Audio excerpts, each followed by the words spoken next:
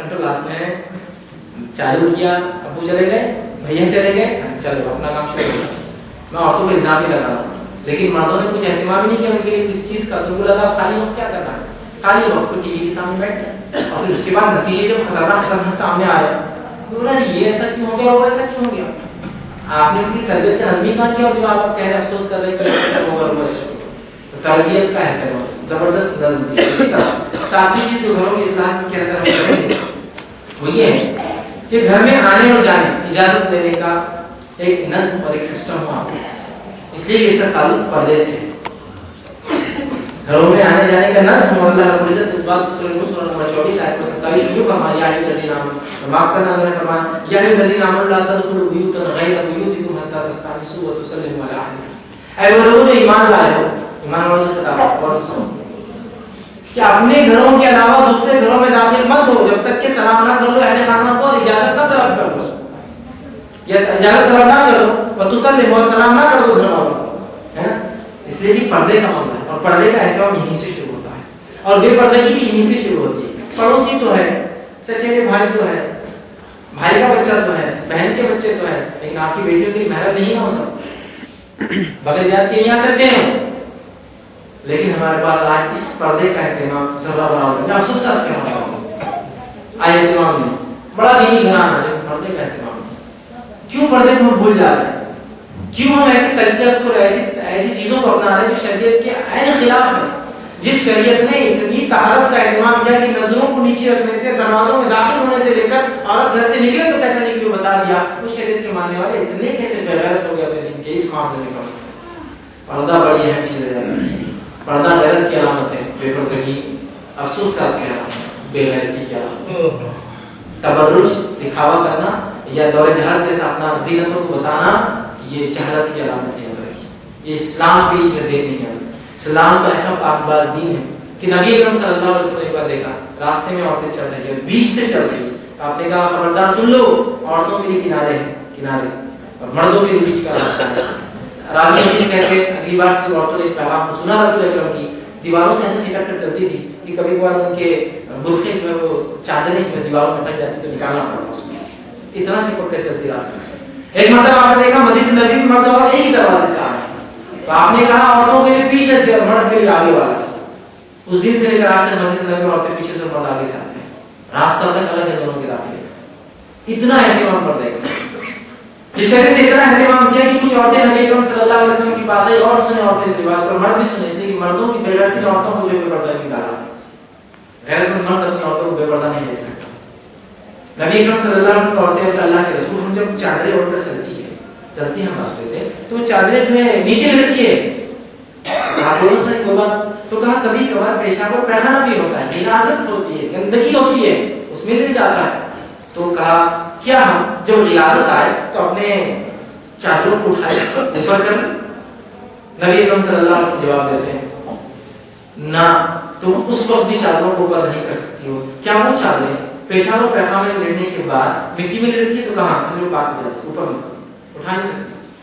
सिवाय जहाद में, मैं आयशा फरमाती जहाद में औरत को इसका इख्तियार है कि टखनों तक अपनी चादर को ऊपर करे, जो उसको घोड़े पे सवार होना है, जो जख्मी हो सहाबा को ले जाना है, जख्मियों को तब या पानी पिलाना जख्मियों को तो टखने तक उठा सकती। कहाँ जहां समझते हैं जिंदगी के मौत का मामला होता है, जहाद के मैदान में टखने तक उठा सकते। एक सहाबिया नबी अकरम सल्लल्लाहु अलैहि वसल्लम के पास आती है, कहा अल्लाह के रसूल मुझे मिर्गी है, एपिलेप्सी, मिर्गी की बीमारी, मिर्गी समझते ना, इंसान गिर जाता है उसको समझता नहीं, उसकी वजूहात बहरहाल साइंस भी कहती है मुख्तलिफ तरीके से सबका इलाज अभी भी बहरहाल कोई मुकम्मल नहीं होता है।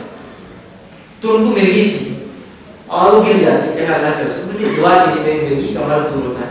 तो कहा अगर सब्र करे तो ठीक है, तो कहा मैं सब्र कर लेती हूँ, लेकिन एक दुआ तो आपको करनी पड़ेगी। कहा क्या? तो कहा जब मिर्गी का दौर मुझे आता है, जब मैं गिर जाती हूँ तो मेरा पर्दा खुल जाता है, अल्लाह से ये दुआ करना मेरा पर्दा ना खुले। नबी अकरम सल्लल्लाहु अलैहि वसल्लम उसके बाद वो मिर्गी में गिरती लेकिन पर्दा नहीं खुलता। अंदाजा लगाइए मिर्गी एक बीमारी है जिससे आदमी बेहोश होता है, और बेहोशी में कोई अगर बेपर्दगी हो जाए तो उसको मार खाओ, लेकिन उस बेहोशी में भी वो सहाबिया नहीं चाहती कि कोई इसको बेपर्दा देखे। ये है पर्दा। अंदाजा लगाए, अंदाजा लगाए। खंसा रज़ी अल्लाह अन्हा गवाह कौन है? इनके ताल्लुक से वाक़या आता है کہ جنگ قادسیہ میں جب سعد بن ابی وقاص لیڈر تھے اور مسلمانوں کو اشد ضرورت تھی کہ نوجوان آگے بڑھ کر جو جنگ کے اندر فارسیوں کی صفیں اکھاڑ دے، تو آپ نے اپنے چاروں بیٹوں کو جمع کیا اور کہا کہ دیکھو میرے بچوں، تم جس طرح سے ایک ماں کی اولاد ہو ایک باپ کی اولاد، تمہاری ماں نے تمہارے ماموں کو جو ہے ان کا منہ کالا نہیں کیا، ان کو بدنام اور رسوا نہیں کیا دنیا میں، لہٰذا آج جب جنگ میں جانا تو بچ کرنا، آج شہید ہو جانا، دشمنوں کی صفیں اکھاڑ ہو جانا۔ ایک کے بعد خنسا کی لڑ کے 1 2 3 چاروں کی خبر جو شام گئے تھے، چاروں شہید ہوئے اور چاروں کو خنسا نے الحمدللہ کہا۔ اس کے بعد جب خنسا اپنے بچوں کو لاشیں لائی جا رہی شہیدوں کی، جب جاتی ہے تو وہ برقع پہن کے آئی، وہ چادر اوڑھ کے آئی، تو کچھ لوگوں نے تعجب سے کہا جو نبی اکرم صلی اللہ علیہ وسلم کی تربیت میں صحبت میں نہیں رہتے، کہا کہ اے عورت تیرے بیٹے مرے ہیں اور تو اس کے باوجود بھی پردے میں آئی ہے۔ تو خنسا کہتی ہے اے لوگوں، میرے بیٹے شہید ہوئے، میرے بیٹے مرے ہیں، میری غیرت نہیں مری، صرف بیٹے مرے، غیرت نہیں مری میری۔ یہ خنسا بے غیرتی سے آ جائے بغیر نقاب کے، بغیر روکنے کے، بغیر پردے کے، اور پھر کہتی آگے کہ بیٹے کی شہادت کا فتنے سے زیادہ خطرناک بے پردگی کا فتنہ ہے۔ بیٹے کا شہید ہونا اتنا بڑا فتنہ نہیں میرے لیے، بے پردگی اس سے بڑا فتنہ ہے۔ یہ صحابیت کی زندگی کیا نمونہ نہیں ہمارا؟ یہ صحابیات کو آپ دیکھیے کیسے زندگی پردے کا نظم، گھر میں آنے جانے کا نظم، سسٹم ہو زبردست۔ ماں عائشہ رضی اللہ عنہا سے ایک مرتبہ دوسری ازواج نے کہا کیا ہے عائشہ، تم حج اور عمرے کو کیوں نہیں چلتی ہو ہمارے ساتھ؟ کہ تو دوسری امہات ہر سال عثمان بن عفان رضی اللہ عنہ ان کا اہتمام کرتے اور پورا خرچ اٹھاتے، تمام امہات مومنین کو حج کو لے جاتے حفاظت کے ساتھ اور لا کر چھوڑا کرتے مدینہ۔ تو دوسری صحابیات نے امہات نے کہا اے عائشہ، تم حج کیوں نہیں چلتی ہو ہمارے ساتھ؟ عثمان تو برا خرچ کرتے ہیں، لے جاتے ہیں، سب کرتے ہیں، تم کیوں نہیں چلتی ہو؟ یہ نہیں کہا کہ عائشہ تم بازار کیوں نہیں چلتی ہو، مالس میں کیوں نہیں چلتی ہو، جے پور گھومنے کیوں نہیں چلتی ہو ہمارے ساتھ، ممبئی گھومنے کیوں نہیں آتی ہو، پکچر دیکھنے کیوں؟ کیا کہہ رہی ہے؟ حج عمرے کو کیوں نہیں آتی ہو؟ عائشہ کا جواب سنیے، انہوں نے کہا کہ میرے اوپر حج ایک بار فرض تھا، میں نے نبی اکرم صلی اللہ علیہ وسلم کے ساتھ کر لیا، اور اب جو قرآن نے کہا وَقَرْنَا فِي بُيُوتِكُنَّ اپنے گھروں میں خراب پا کر رہو، تو لہٰذا اب مجھے باہر نکلنا پسند نہیں ہے۔ راوی حدیث کہتے ہیں ان کی موت نہیں انہیں گھر سے باہر نکالا، نہیں کرتی، گھر میں ہی رہتی، مطلب اپنے حجرے میں ہی زندگی گزاری، کہتی حج کو کر کے ہم خاموخواہ میں کیوں جاؤں، خاموخواہ کیوں نہیں کیوں؟ تو اللہ نے کہا گھر میں قرار پا کے رہے۔ کیسی بات ہے، کیسی صحابیت کی زندگی۔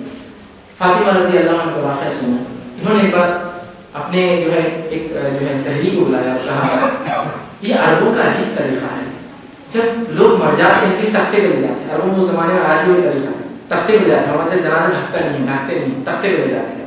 تو انہوں نے کہا یہ عربوں کا عجیب طریقہ ہے، جب مر جاتے ہیں تختے پر ڈال کے لے جاتے ہیں، مجھے اس میں حیا آئے گی اگر میں مر جاؤں اور مجھے تختے پہ ڈال کے لے جائے تو لوگ دیکھ سکتے ہیں نا میرے جنازے کو۔ تو اس سہیلی نے کہا جب میں جشا گئی تھی ہجرت کر کے آپ صلی اللہ علیہ وسلم کے زمانے میں، تو میں نے دیکھا تھا کہ حبشی لوگ کیا کرتے ہیں، اپنے میت کو وہ تختے کے اوپر کھڑے تختے لگاتے ہیں جس سے ان کی میت اندر چلی جاتی ہے، چھپ جاتی ہے۔ تو حضرت فاطمہ نے کہا میں تجھ سے وصیت کرتی ہوں جب میں مروں تو یہاں سے لوگوں کو بتانا کہ میرے تختے لگانا، مجھے کھلا نہیں لے جانا۔ اندازہ لگے کیا پردہ، کیا اہتمام۔ ماں عائشہ رضی اللہ عنہا کا یہ واقعہ ہے، وہ جس حجرے میں تھی وہاں نبی اکرم صلی اللہ علیہ وسلم مدفون تھے۔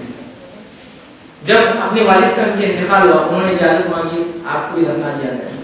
عمر بن خطاب کو جب شہید کرنے کے لیے مارا گیا، مرے نہیں تھے، شہید نہیں ہوئے تھے، تو عمر بن خطاب رضی اللہ عنہ نے کہا کہ دیکھو جاؤ عائشہ کے پاس اور کہو ہماری ماں سے کہ اگر وہ اجازت دیتی ہے تو عمر بن خطاب آپ سے اجازت طلب کرتا ہے کہ اس تیسری جگہ جو مجھے میں ایک ہی جگہ تھی ایک انسان آ سکتا رہا ہوں، اس تیسری جگہ مجھے تدفین کی اجازت دے دے عائشہ۔ اور کہا اس قاصد سے جانے والے سے خبردار اگر تم نے یہ کہا امیر المومنین نے کہا، امیر المومنین مت کہنا عمر بن خطاب، کہ امیر المومنین ہوگا تو عائشہ کو ماننے کا امیر المومنین کا حکم تھا نا، کہنا عمر بن خطاب یہ کہتا ہے اجازت طلب کرتا ہے آپ سے، کیا وہ سوچ رہے ہیں ایک جگہ جو باقی میں دفن ہو جاؤں؟